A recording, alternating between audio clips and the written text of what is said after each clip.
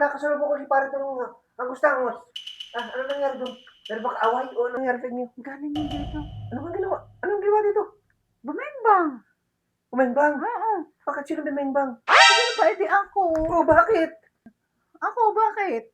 Ba't ka pumayag? Mas pumayag, sabi mo, bayad daw yun sa utang mo. Ba't hindi ako papayag? Kisa naman akong gawin sa akin nung biningbang ako. Bayad daw yun sa utang mo. Bakit siya utang? Oo, utang ka kasi ng utang. Kasi siya may utang sa akin. Ha? Siya may utang. Magbabayad yun. Nagbayad pa. Hindi, sabi niya, bayad daw sa utang yan. Umutang ka daw kasi 5,000. Siya ang umutang sa akin. Umutang siya sa'yo, 5,000. Oo. Tapos nagpabengbang ka pa. Oo, kasi sabi niya bayad daw sa utang 5,000. Sabi niya, hindi ka kasi nagtatanong sa akin.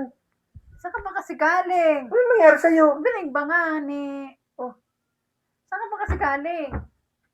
Ba't parang asaya-saya mo pa? Saya-saya, ano na, masarap naman eh. Saan ka ba kasi galing? Ba't mo siya pinapunta dito nang wala ka dito? Hindi ko siya pinapupunta. Hindi ko kasalanan. Binengbang na, wala na. Ba't kasi hinayaan mo? Eh, sabi mo nga ni daw. Mabilis lang daw. Ano mabilis lang daw? Sabi mo daw eh. Puro daw. Oh, Wala akong sinasabi kahit isa sa kanya. Basta lumapit ko sa akin ng hiraw ng 5K. Binigyan ko. naghiram pa sa'yo ng 5K. Oo. Grabe, nakadalawa si pare. Dalawang utang, tapos nakabengbang pa. Grabe naman talaga si pare. Nakailan si pare? Nakadalawa din. Nakadalawa pa.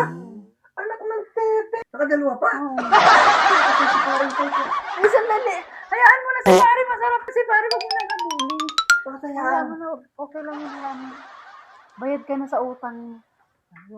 Yung huli mo pang utang daw na 10,000. Umutang ka pala ng 1,000, 10,000. Wala na. Bayad ka na. Wala na. Bayad ka na sa utang mo noon pa yun. Hayaan mo na si pare. Super sa pa ang tubo. Hayaan mo na. Tubuan na. Hayaan mo na.